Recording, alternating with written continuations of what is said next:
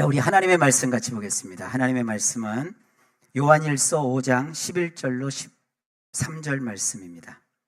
세 구절이니까요. 함께 합독하실까요?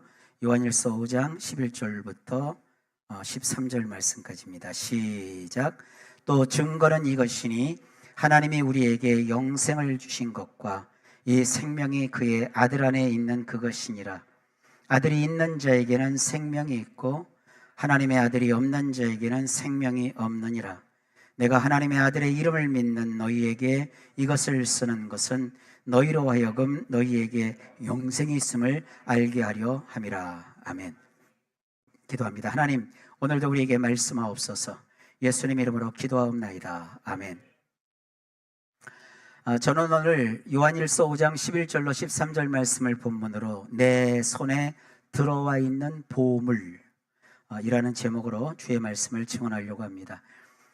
몇 해 전에 미국 테네시주에 사는 마이클 스파크스라는 사람이 겪었던 일입니다. 잠깐 좀 볼까요? 저분이 마이클 스파크스예요. 유명한 사람이 아니라 그냥 평범한 사람이에요. 저 사람이 어느 날 벼룩시장, 우리 식으로는 벼룩시장이죠. 벼룩시장에 가서 그 오픈 매장을 이렇게 둘러보다가 기념용으로 제작된 미국 독립선언서 복사본을 봐요. 그래서 복사본을 샀는데 가격이 $2 48센트입니다. 오늘 환율로 제가 계산해 보니까 3,480원에 저걸 구입을 했어요. 근데 집에 돌아와서 그 문서를 자세히 들여다보니까 이게 뭔가 예사롭지가 않다 하는 그런 느낌을 받았어요. 그래서 저것을 전문가에게 감정을 의뢰합니다. 그런데 저 복사본이 감정을 받아보니까 1820년 그 당시 국무위원이었죠. 장관급이죠. 우리 식으로 하면 존 퀸시 애덤스라는 분이 발주를 한, 다시 말해서 그 독립선언문이 있잖아요. 독립선언서를 만들고 거기 초기에 그 미국 그 독립선언서에 사인들을 막 다 하잖아요. 그걸 애칭, 동판으로 만들어가지고 그거를 그 동판의 복사본을 이제 찍어서 200부를 발주를 해요. 그리고 이제 그것이 이제 복사본이라는 인증을 한 거죠. 그러니까 사실은 200부 중에 오늘날 남아있는 게 한 30개 정도 된대. 30장 정도. 그 중에 하나인 거예요. 그래서 이 경매시장에 내놨어요. 근데 얼마에 낙찰이 됐느냐? 47만 7,650달러.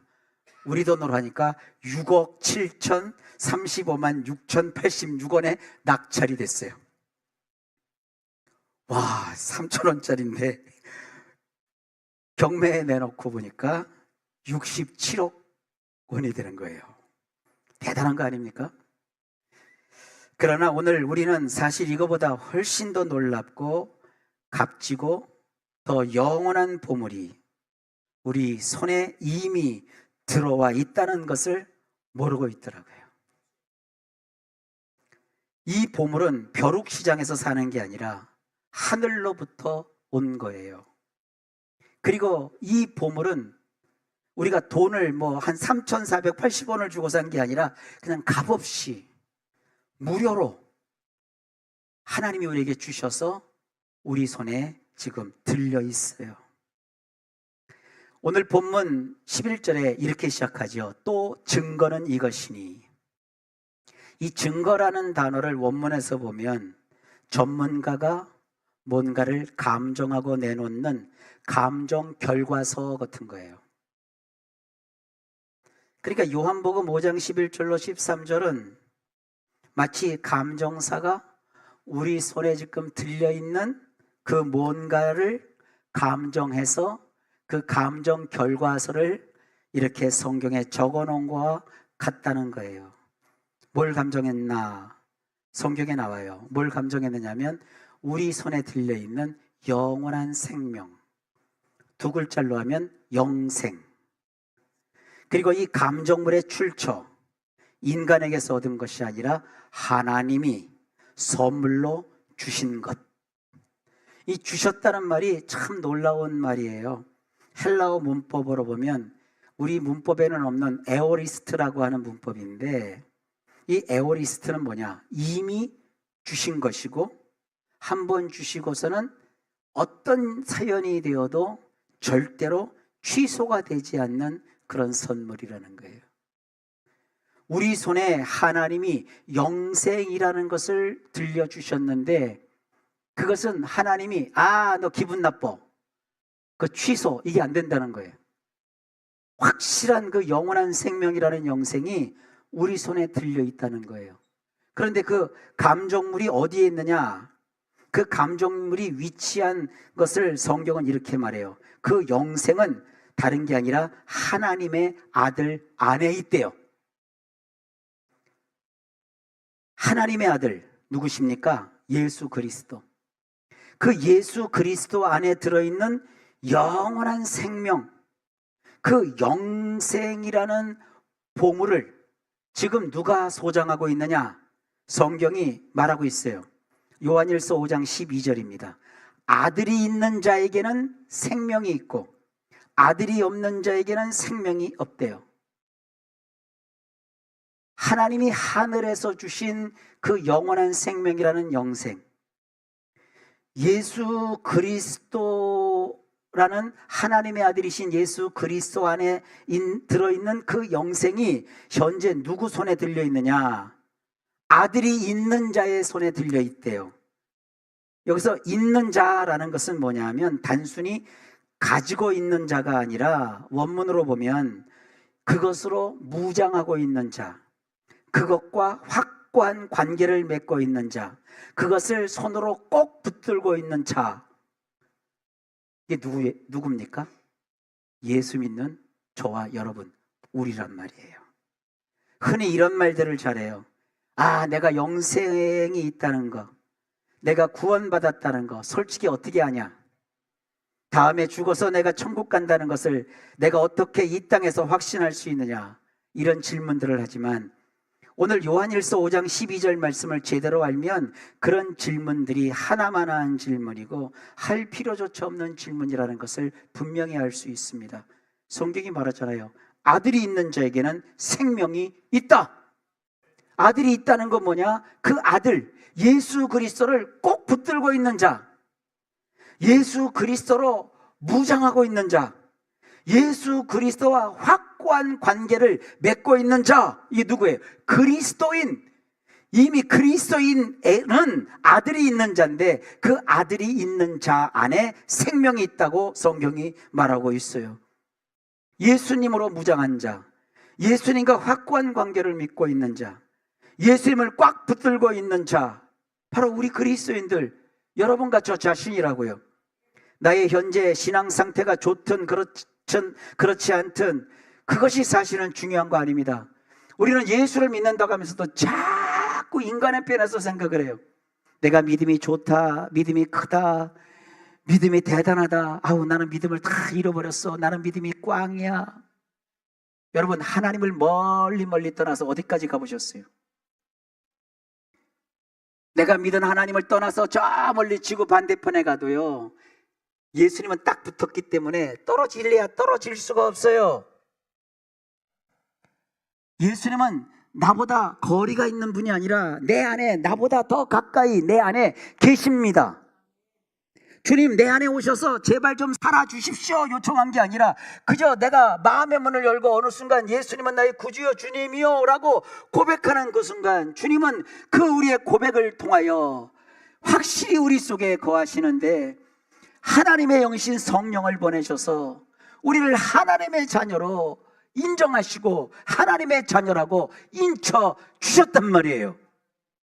저 독립선언문이 박물관에 있을 때 비로소 가치를 분명하게 사람들이 알 텐데, 저게 중고마트 벼룩시장에 널려 있을 때는 그저 3,400원, 3,500원짜리 종이 조각에 지나지 않습니다. 그러니까 사람들이 그 가치를 모르죠. 그것이 정말 6억 7천만 원짜리라면 누가 그걸 거기다 방치했겠습니까? 오늘날 믿음을 갖는 우리들은 믿음이 가장 싼 것처럼 여겨져요. 내가 이건 못 버려도 믿음은 먼저 버릴 수 있어. 믿음부터 버리더라고요. 믿음이 가장 싼 줄 알아요. 우리가 하나님 나라의 구원을 받는 것이 그저 돈 없어도 받고 뭐 잘나지 못해서도 받고 그냥 누구든지 예수를 믿으면 구원을 받는다고 하니까 이것이 마주 싸구려인 줄 알아요. 싸구려가 아니라 무료라니까요. 왜 무료냐? 값을 매길 수 없으니까 무료예요. 가끔 진품 명품 우리나라에서 보면은요, 어마어마한 국보급 보물이 나왔어요. 근데 한번 보니까 그 국보급 보물은요, 감정사들이 가격을 안 매겨요. 왜 가격을 안 매깁니까? 감히 우리가 저런 위대한 국보를 가격을 매길 수가 없다는 거예요. 그래서 영원이요, 영원. 얼마나 값어치가 있는데요. 우리가 받은 구원이 싸구려가 아니에요. 하나님이 우리가 감당할 수 없고 우리가 살 수 없으니까 그 크신 하나님이 그냥 주신 거예요. 아무 시대나 언제까지나 그렇게 공짜로 부시는 게 아닙니다. 한계가 있어요. 보라, 지금은 구원을 받을 때고 은혜를 받을 때이다. 한시적으로 하나님께서 우리에게 구원을 거저 얻도록 주신 거예요. 그러나 우리가 얻고 있고 우리가 갖고 있는 이 영생, 예수 그리스도를 믿는 믿음으로 말미암아 하나님이 우리에게 주신 이 영원한 생명, 이것은 무한한 가치를 가진 가장 값지고 소중한 보물입니다. 이 보물의 가치를, 믿음을 가진 여러분들이 꼭 알아차리시기를 바랍니다. 이걸 안 분들은 이런 고백을 해요. 내가 세상 모든 걸 다 가졌어도 예수님을 가지지 않으면 나는 아무것도 없는 자입니다. 내가 이 세상 모든 걸 다 잃었어도 내 안에 예수님이 계시면 나는 모든 것을 가진 자입니다. 여러분이 이런 체험을, 이런 신앙의 고백을 정말 할 수 있는 그런 성숙한 신앙에 이르기까지 하나님이 도와주시기를 주의 이름으로 축복합니다. 여러분, 신앙이 지금 좀 안 좋을 수 있어요. 그 상황에서 신앙이 좀 이상하지. 그 상황에서 교회를 한 번도 안 빠지고 막 열심히 기도하고 막 전도하고 막 11조도 하고 막 헌금도 많이 드리고, 그 정도면 엄청난 거지만 그렇게 못할 수도 있죠, 뭐. 안 그래요? 그렇다고 해서 하나님이 여러분 떠나가지 않습니다. 여러분을 구원하신 하나님이 그렇게 작으신 분이 아니에요. 이 구원에서 떨어질까봐 막 안달복달하지 말아요. 분명히 성경이 말하잖아요. 아들이 있는 자에게는 영생, 생명이 있대요. 딱 붙어 있대요. 이미 있대요. 이거는 취소가 안 된대요. 내게 오는 자는, 아버지께서 주셔서 내게 오는 자는 내가 결코 내어 쫓지 아니하리라. 물론 우리 목사님들이 성도들의 신앙을 독려하고 다 열심을 내게 하려고 그딴 식으로 믿어서 천국 가겠느냐 그렇게 말할 수는 있어요. 그건 강조용법이에요. 여러분, 이게 맞는지 안 맞는지 오늘부터 개차반으로 한번 살아보시라고. 막 하나님도 거부하고 막 하나님 싫어하는 일을 막 해보라고. 어디까지 갈 수 있느냐. 결국 나중에 가보면 전부여 의지 없어서 소원 들고 옵니다. 주 나를 박대하시면. 언제 하나님이 그를 박대했어요? 나 어디 가리까. 근데 우리 하나님의 은혜는 커셔서 그것도 받아주신다고요. 여러분, 제발 제가 드리는 이 피 끓는 호소를 기억하세요. 주님께 한번 붙잡힌 자, 주님 절대 그를 떠나거나 버리지 않습니다. 그러니까 후회하지 말고 돌아오세요. 저는요, 전도 집회 같은 거 가면 꼭 제가 잘 부르지 못하지만 이 찬송은 꼭 부르잖아요. 멀리 멀리 갔더니 처량하고 고나요 슬프고 또 외로워 정처 없이 다니니 예수 예수 내 주여. 가까이 하셔서 이 죄인을 박대하지 마시고 이 죄인을 모른 채 하지 마시고 받아 주옵소서. 상고가 뭔데 아버지는 아들이 돌아올 것을 기다리고 계셨어요.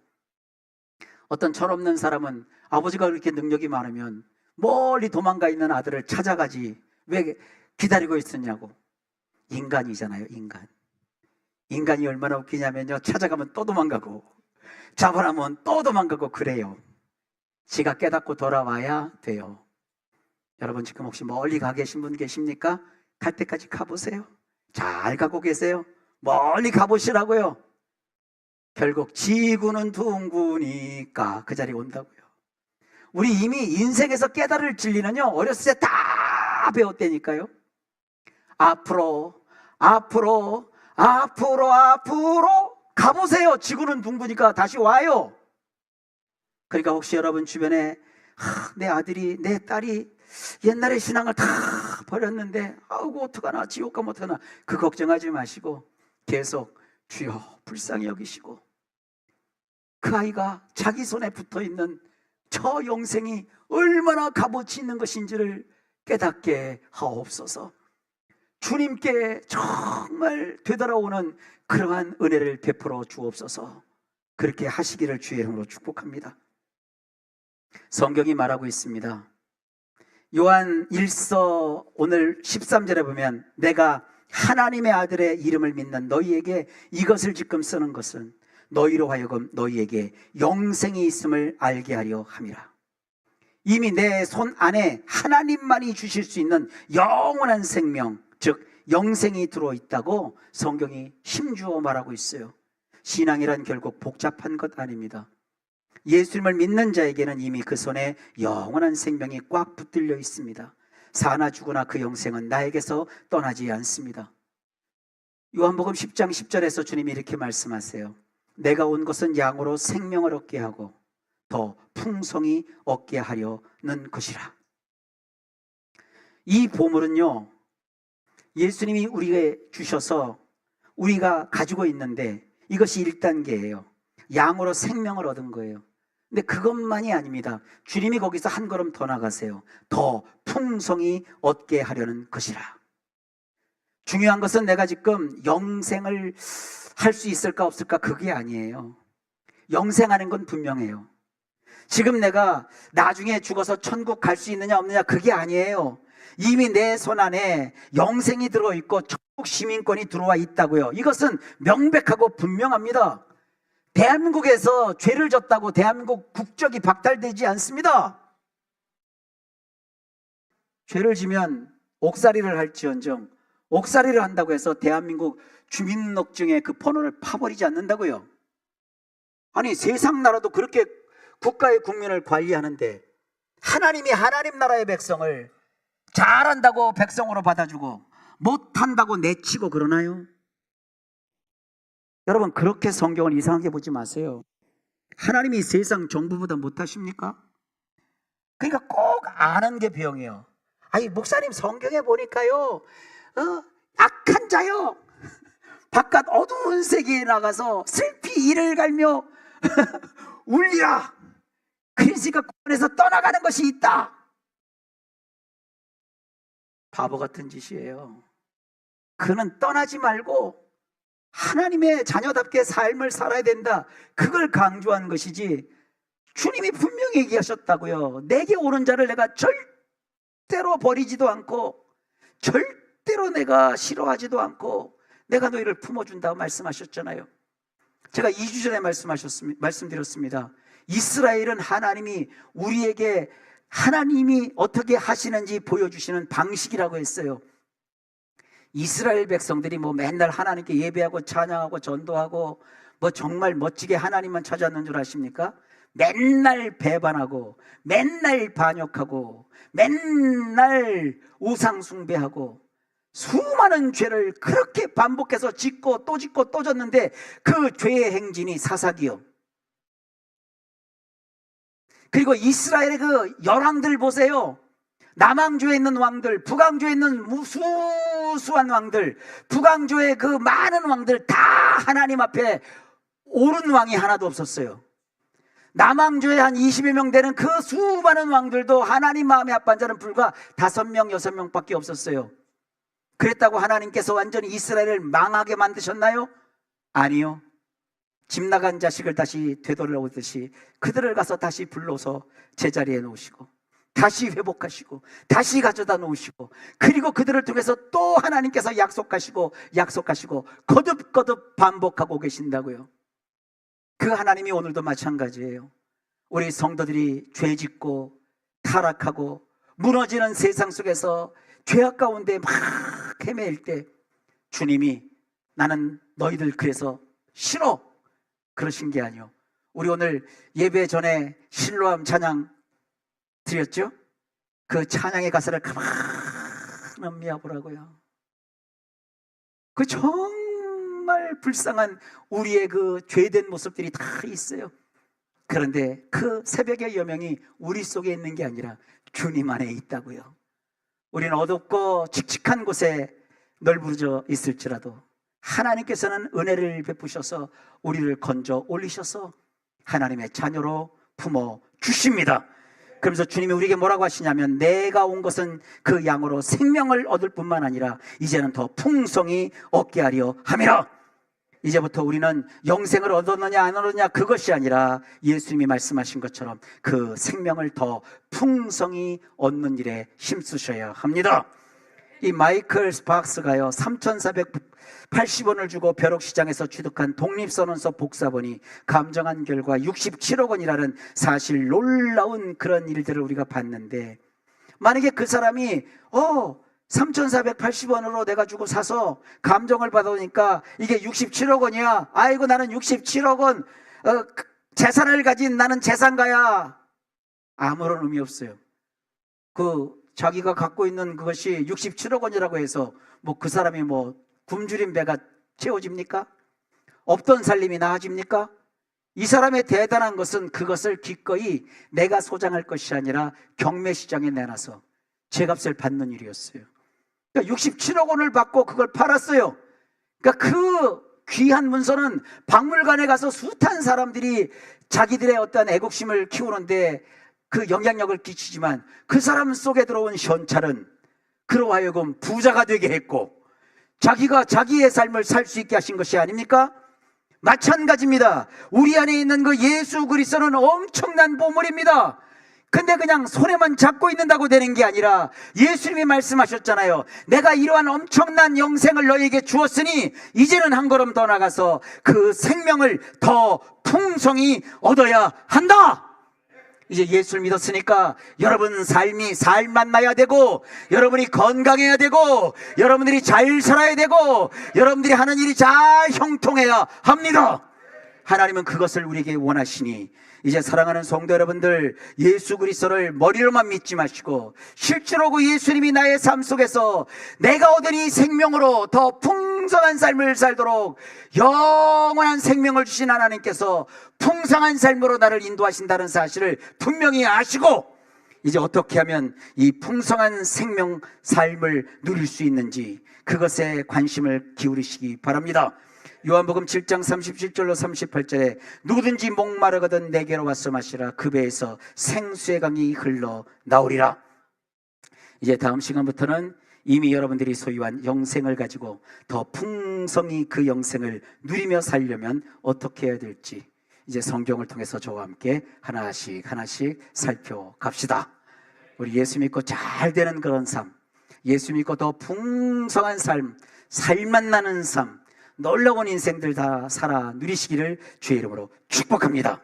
여러분에게 영생이 있다는 것을 아십시오. 그리고 그 영생은 오직 예수 그리스도 안에 들어있는 진품이라는 것을 잊지 마십시오. 이제 그 영생을 소유한 자는 그 영생을 가지고 더 풍성한 삶을 살아갈 수 있다는 자격을 갖췄다는 걸 아시고 다음 시간을 기대하십시오. 기도합니다. 하나님 감사합니다. 우리 안에 흔들거릴 수 없는 놀라운 진리를 오늘 알려주시니 감사합니다. 이미 영생이 우리 손에 들어와 있음을 알았사오니 이제 예수님 말씀 따라 영생을 얻은 자로서 한 걸음 더 나가 더 풍성한 삶을 살 수 있도록 주님 하나씩 우리를 말씀으로 깨우쳐 주시고 성령으로 인도하여 주옵소서. 예수님 이름으로 간절히 기도하옵나이다. 아멘.